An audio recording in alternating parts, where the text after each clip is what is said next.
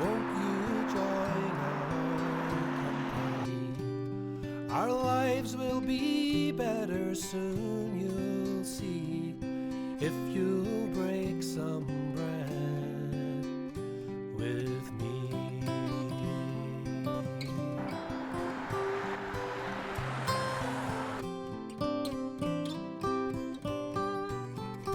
When our two worlds collide, it's so easy to take sides. So we're trying to find a better way by baking bread today. You're all really welcome to Ballybeg House, and this is our third season of cultural and community events in this building. And this evening we have our Celebrating Each Other's Differences evening, and this is our second time having it. Now this evening is being it's an initiative instigated and directed totally by Breezy, and we're very grateful to her for that, and you will have a great evening, you will really enjoy it. This evening has been funded by the Balglen Community Project, which is a cross-border project between us and Balglen in Draperstown. We're delighted that they're funding it, and we appreciate that they see the value of an evening like this. I suppose since we were here last, if you were here last year, since we were here last, it's we can't let the evening go by without mentioning that in the meantime, last March, Breezy received the Hume Peace Award, the John Hume Peace Award in the Guildhall in Derry.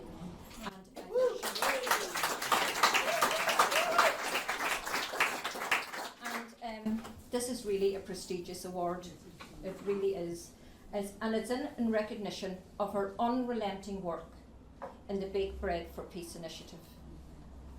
And if you don't know what the Bake Bread for Peace initiative is, it's very simple.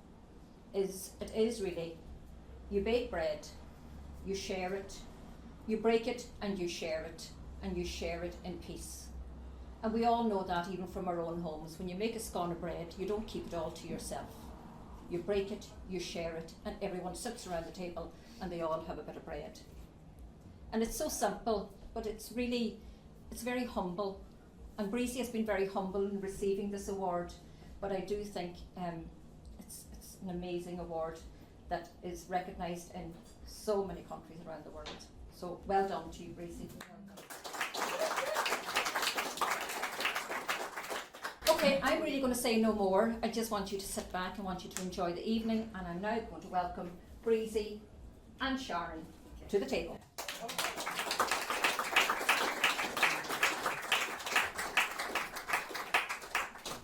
Good evening to you one and all.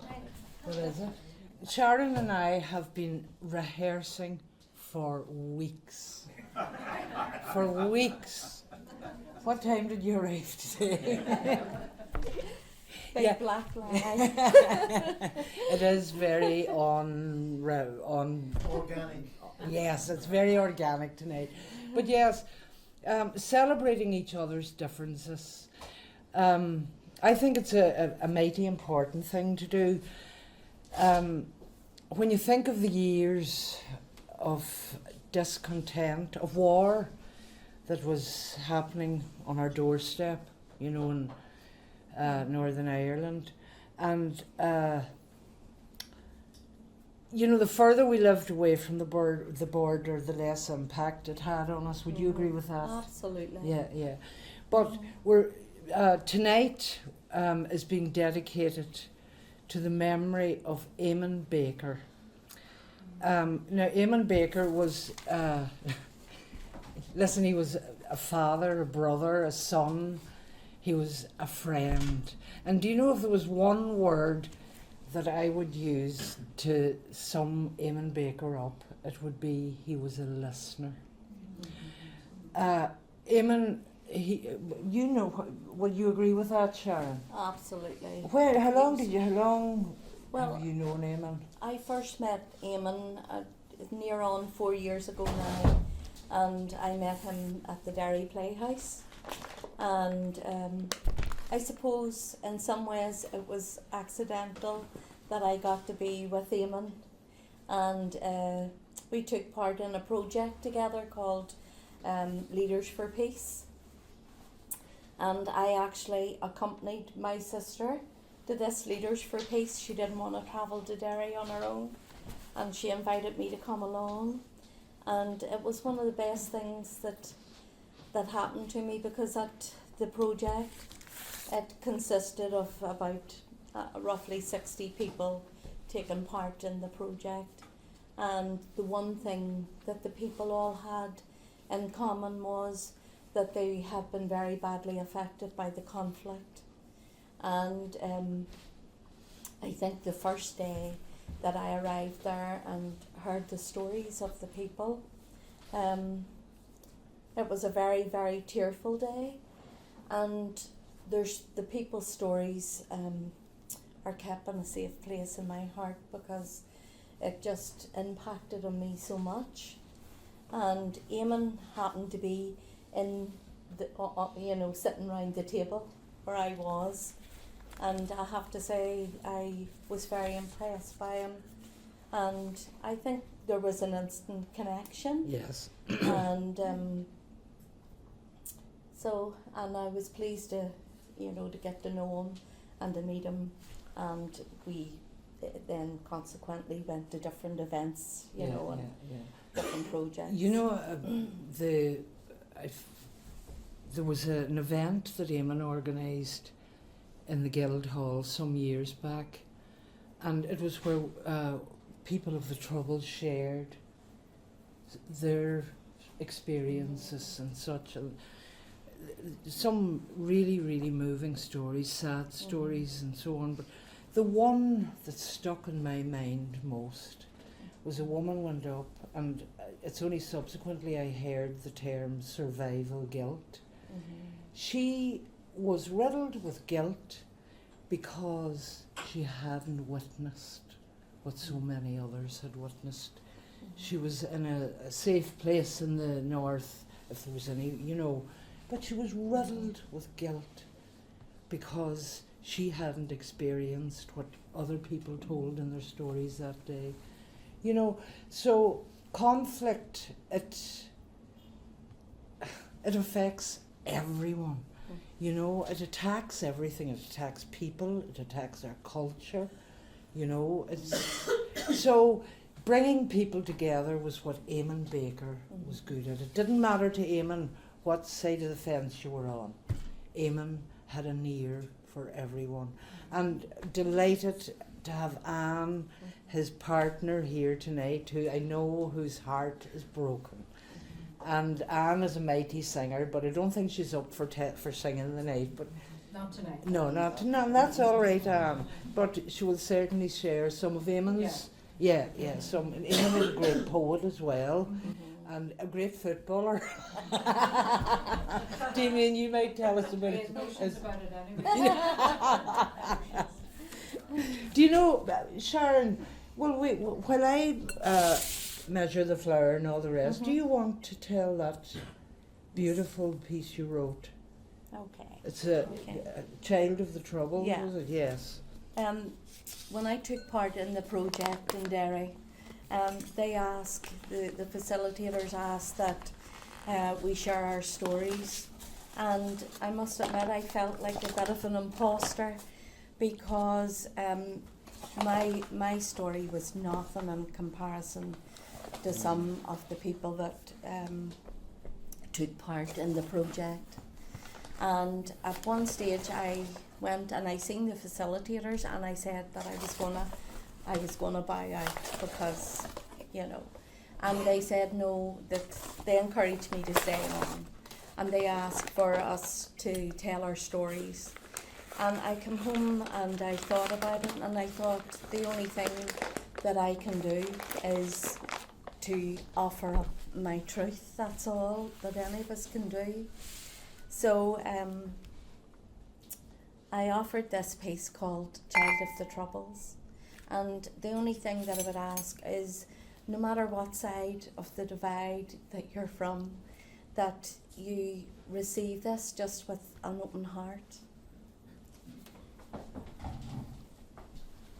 That leak in the roof, it only added to my mother's despair. She tried to keep the house as warm and as comfortable as possible. She would wallpaper and paint the walls, and that thick wallpaper paste and paint helped to act like a glue to hold the damp brick together. The floor, it was clad in oilcloth, and when the heavy rains came, the house would flood, and that oilcloth, it would float, and it would cause my mother to cry.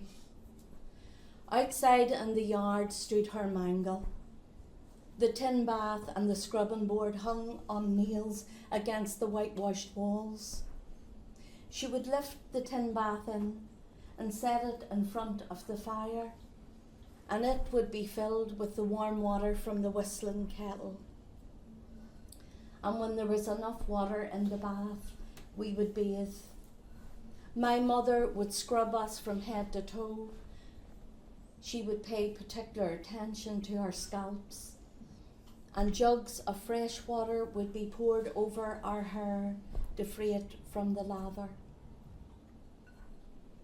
And when we'd finished bathing, the towels that had been heated by the hearth were wrapped around our bodies, my mother making sure that under our arms and between our toes were well dried.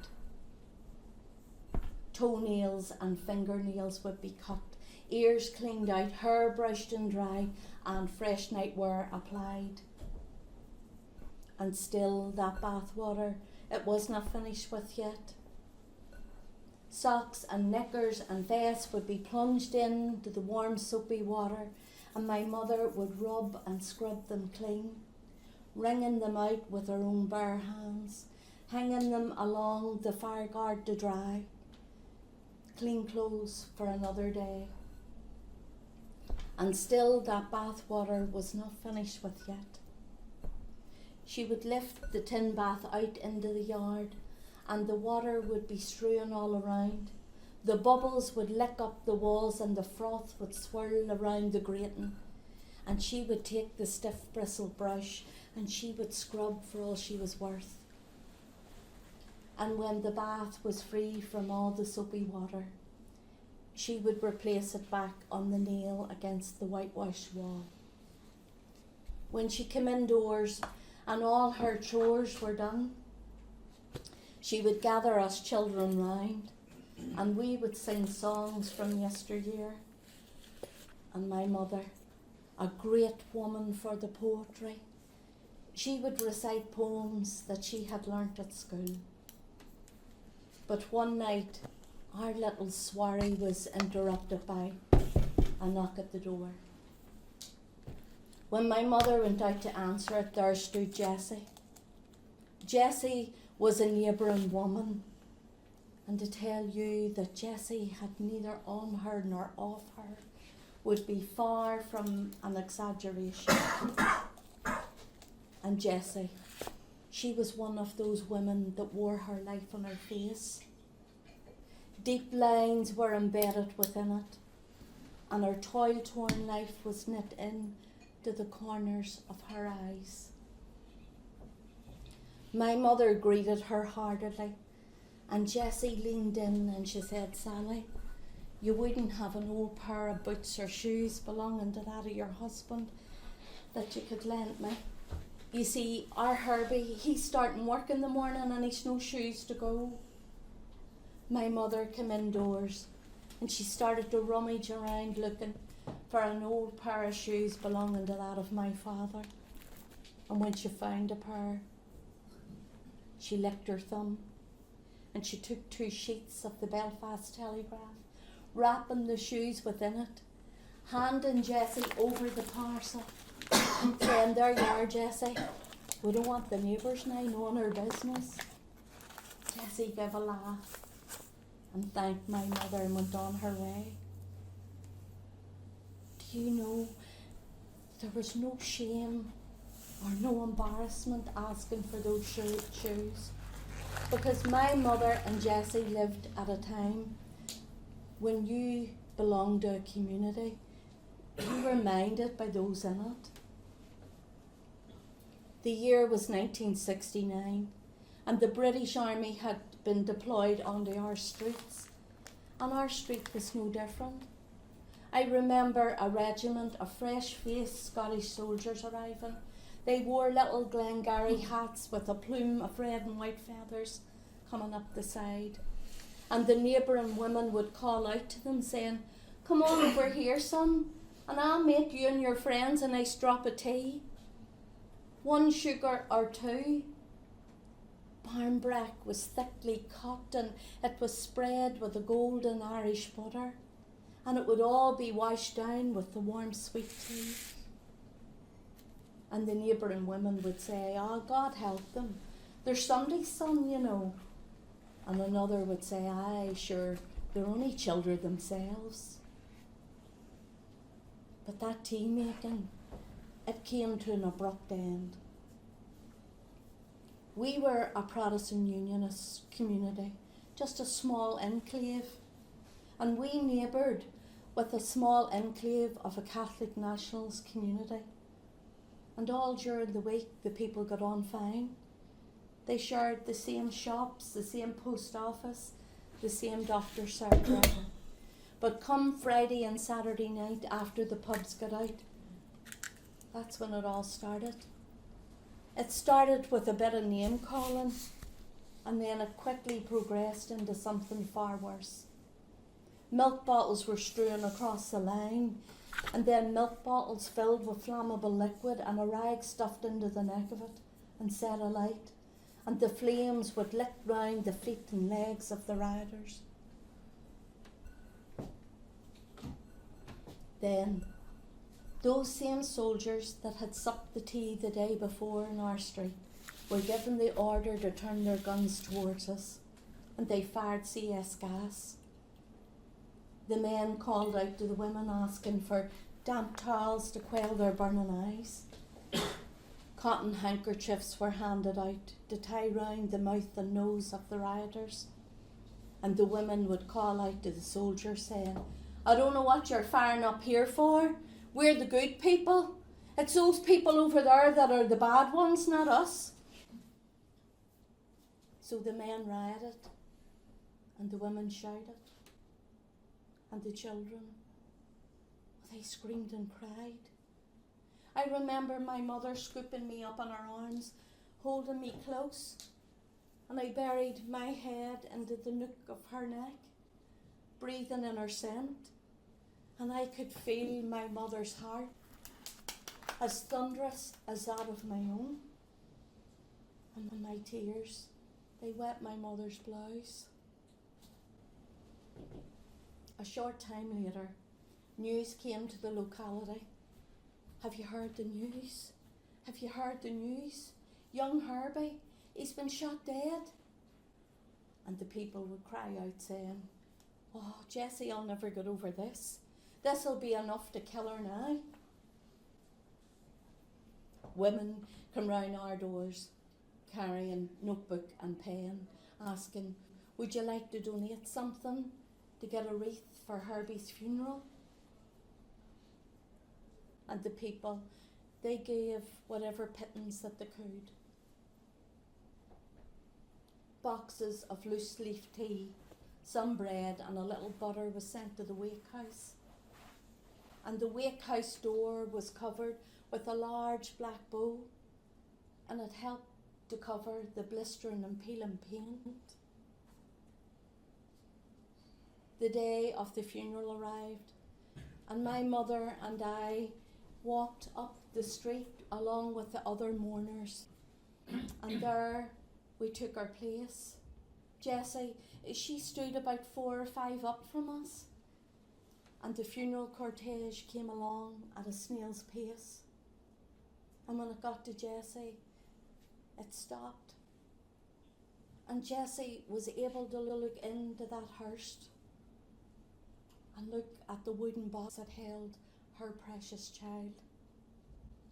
The top of the coffin was adorned with colourful blossoms. And Jessie did something something that's been embedded in my memory ever since. Jessie lifted up her voice in song, and she pierced through the silence, and she sang, "Abide with me. Abide with me, Lord, fast fall the eventide. The darkness deepens, but Lord, with me abide." My mother, she squeezed my hand a little tighter than what felt comfortable. But even at 6 years old, I knew not to interject her thoughts, because my mother's face was dressed in anguish and pain. Jessie, her family held her up, preventing her knees from buckling at the weight of the grief that was upon her. Rumblings came. They take one of ours out and we'll take two of theirs. And so it was, and it left us all blinded by hatred. A lot happened in 1969. That little row of damp brick houses that we dwelt in was kissed by a bulldozer, and the bricks fell to the ground, resembling damp breadcrumbs. We were now moved further on up the road, still to a 2-bedroomed house, but one that held a bathroom and an inside toilet. We thought we had landed in Beverly Hills. The street was neat and tidy, and the neighbours were friendly and kind. And then at the top end of the street was a little wine store, and it was owned by Leo. Leo, he was a gentleman. And when I tell you that he was a gentleman, I mean that he was a gentleman. Leo's eyes were so dark that you could barely tell the difference between the iris and the pupil. And Leo, he always had the soft word for everyone.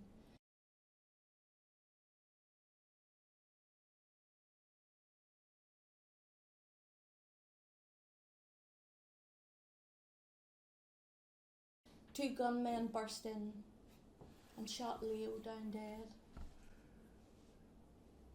Later, those two gunmen were found. They weren't gunmen at all. They were two 14-year-old boys that had been poisoned by the hatred. The next day, my mother and I had occasion to pass the little wine store, and as we came round by the side door, my mother took a sharp intake of breath, and she said, "Good God, look at that. Look what some child has written up on the door." And there, chalked in a child's handwriting, was, "We like Leo." But my mother, she did not know that she held the hand of the child that had written it.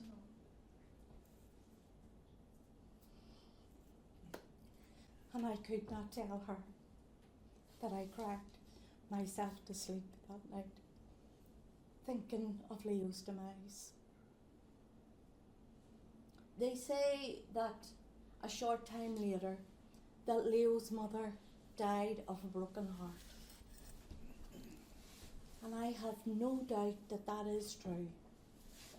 For since that day, countless mothers and fathers have stood at the gravesides of their children, asking the question, why? Why the needless and senseless killing of them? For many, they have walked an arduous journey, a journey that has been filled with heartache and pain and bitterness. But there are those that have tried to look for some kind of peace, some kind of resolve, and they have looked down deep within themselves, and they have chosen to sit with former enemies and tell of their stories. They have told of the type of Ireland that they would like to see. And those stories have been listened to, not just by ears, but by hearts. I say to you that those people, they are the true peacemakers of this land. And you know what they say about peacemakers. They say that you and you and you shall be known as the children of God. Shanae.